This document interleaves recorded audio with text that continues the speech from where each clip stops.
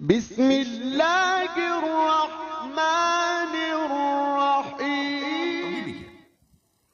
عبداللہ ابن ابی یافور امام کے وہ صحابی ہے کہ امام نے کہا کہ زیر آسمان کوئی ہے ہی نہیں ایسا جو مجھے عبداللہ ابن ابی یافور سے زیادہ محبوب ہو.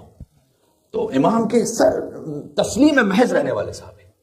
لیکن بہرحال ایک کیونکہ معصوم تو نہیں ہے اس لیے معصوم تو 14 ہیں. تو امام علیہ السلام نے اصلاح بھی فرمائی. کب اور کیجیے گا؟ ایک شدید مرض میں مبتلا ہوئے اور طبیب نے یہ کہا کہ اب تو آپ کو روزانہ 1 گلاس کم از کم شراب نعوذ باللہ من ذالک وہ پینا ہوگی. تو جا کر کچھ درد دل، کیونکہ دل کے مرض میں مبتلا تھے، اس کا علاج ہو سکتا ہے. اور ایک بار شاید امام تک ظاہر ہے کہ حاضری بار بار ممکن نہیں ہوتی تھی، تو پوچھ نہیں پائے باقاعدہ مولا سے، اور یہ تصور کرتے ہوئے کہ چونکہ میں شدید درد میں مبتلا ہوں تو جائز ہوگا یہ کام. اور تھوڑا سا دل کا درد کم بھی محسوس ہوا تو امام کے پاس جب آئے اور فرمایا کہ مولا وہ طبیب نے مجھ سے کہا تھا اور میں نے وہ پی لیا اس لیے کہ وہ شدید دل کا درد تھا. امام علیہ السلام نے کہا کہ اے عبداللہ ابن ابی یافور، اللہ نے حرام میں شفا نہیں رکھی ہے.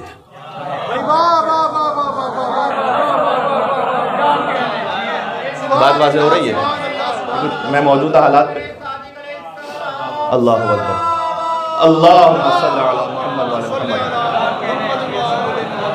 سبحان اللہ سبحان اللہ سبحان اللہ سبحان اللہ. اللہ نے حرام میں شفا نہیں رکھی ہے.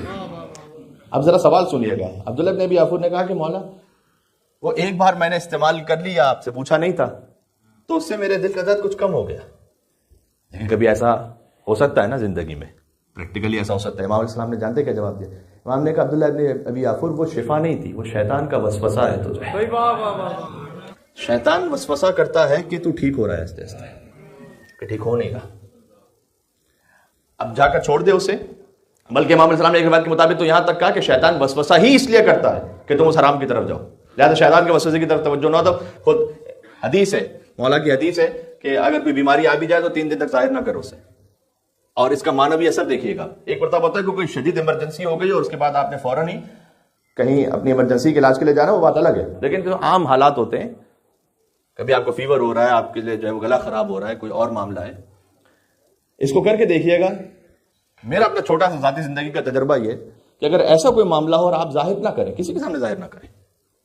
بعض لوگ بہت زیادہ اس کا اظہار کرنے لگتے ہیں، طبیعت بہت خراب ہے، میں یہ ہے میں ہوں، اس سے بہت سارے ایموشنل فائدے لینا چاہتے ہیں.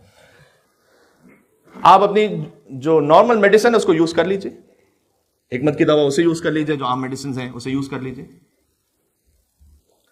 معنوی ایسا ذاتی طور پر میں نے اس کا یہ دیکھا اور حدیث کی روشنی میں بھی ہے کہ جو اپنی بیماری کو ظاہر نہ کرے، اللہ 3 دن کے اندر اسے ویسے ہی شفا عطا کرتا ہے. یقین نہ ہے تو تجربہ کر کے دیکھ لیجیے گا، کوئی بات نہیں.